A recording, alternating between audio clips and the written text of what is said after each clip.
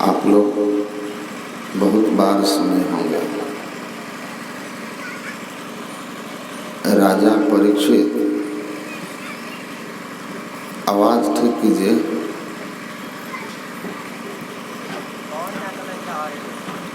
राजा परीक्षित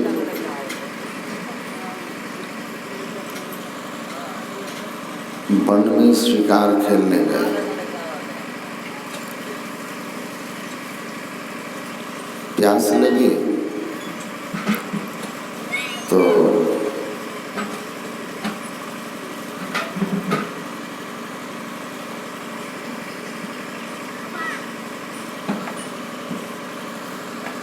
समीक ऋषि के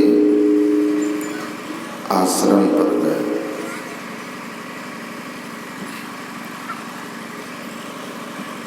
समीक ऋषि ध्यान में बैठे हुए थे।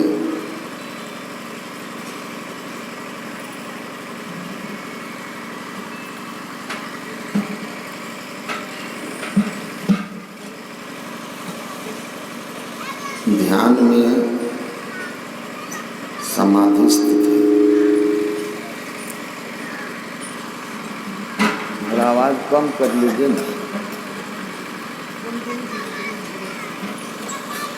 समाधिस्थ थे, इसलिए राजा के आने का, उनकी उपस्थिति का उनको बोध नहीं हुआ, ज्ञान नहीं हुआ।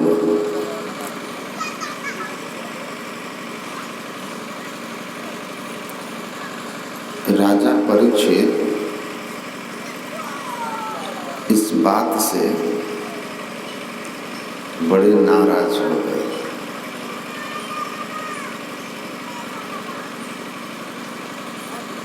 कि मैं इनकी कुटिया में आया, राजा हूं मैं, इनको मेरा सम्मान करना चाहिए,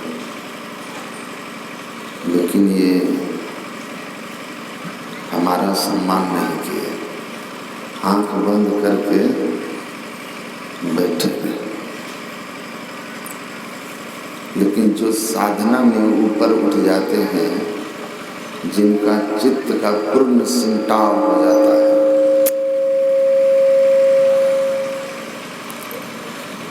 चित्त का पूर्ण सिंटाव हो जाता है, उनको बाह्य जगत का ज्ञान नहीं रहता।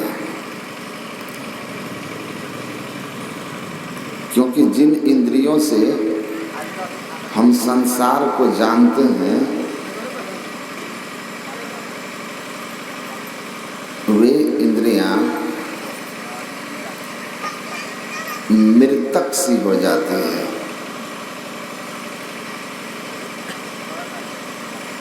जैसे गहरी नींद में आपके कान खुली होती है, लेकिन आप किसी की बात सुनते नहीं हैं। किसी किसी की आंख भी खुली रहती है, पर देखता नहीं। अभी जागृत में एक चींटी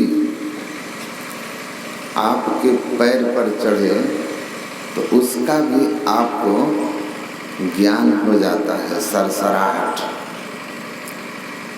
लेकिन नींद में कोई ऐसे हाथ भी रख दे गहरी नींद में, तो उसका भी हमको बोध नहीं होता है। जबकि नींद बहुत ही समाधि की तुलना में छोटी चीज है।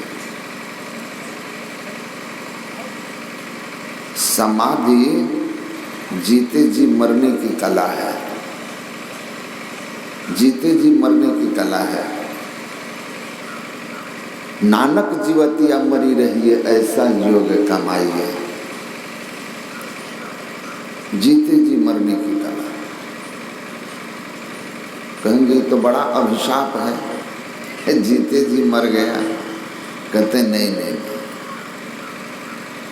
जीते जी मरने की कला ही वास्तव में सुखी जीवन जीने की कला है। जालंधर नाथ योगी को समाधि में उठा करके सूखे कुएं में फेंक दिया, लेकिन उनको नहीं ज्ञान, कुआं में फेंक दिया, पता नहीं चला। शरीर में भाला लगा दिया, पता नहीं चला। जब उनकी समाधि टूटी तब देखा कि अरे ये क्या। अपने योग बल से फिर बाहर निकले।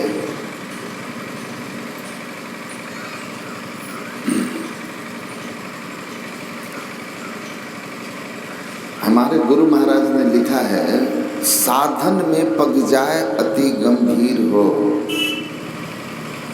या तन की सुधि ना रहे, धीरवर वीर सो, सांझ भोर दिन रैन कछु जाने नहीं, अरे हारे मेही बाहर जड़वत रहे, माही चेतन से। बाहर से जड़वत हो गया, लेकिन भीतर ज्ञान ईश्वर का हो रहा है, लेकिन बाहर से मुर्दावत है। समाधि में फैली हुई चेतना की धार सिमट करके ऊपर की ओर चली जाती है।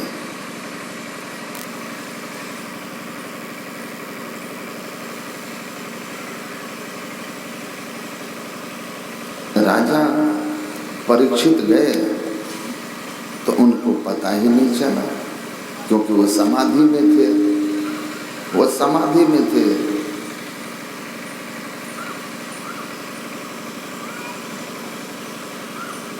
आनंद अंदर का, उसके सामने बाहर का आनंद कुछ होता ही नहीं है।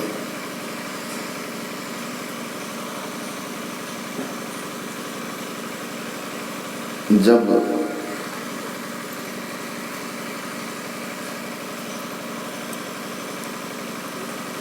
परीक्षित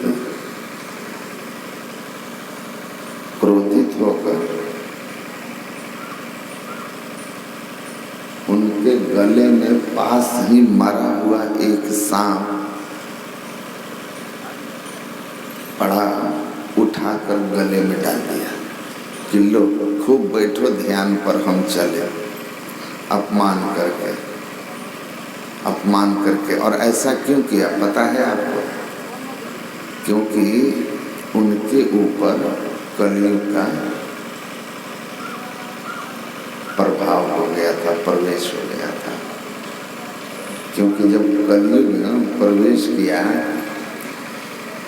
तो राजा परीक्षित ने उनको रहने का जो जगह दिया था, कहाँ कहाँ हम रहेंगे, तो क्या कहा कि तुम्हारे रहने का जगह मैं बता देता हूँ। पहला जगह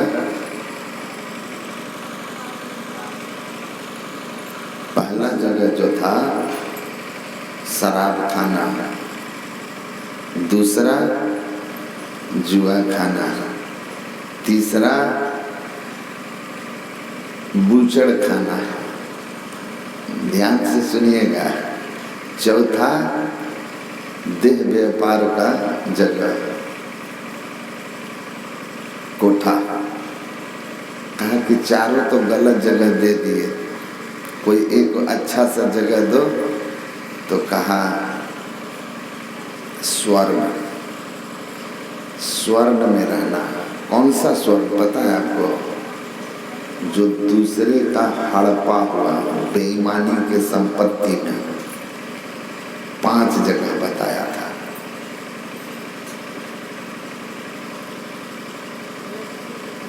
कोई आदमी जब शराब खाने जाए तो उसको पकड़ लेना,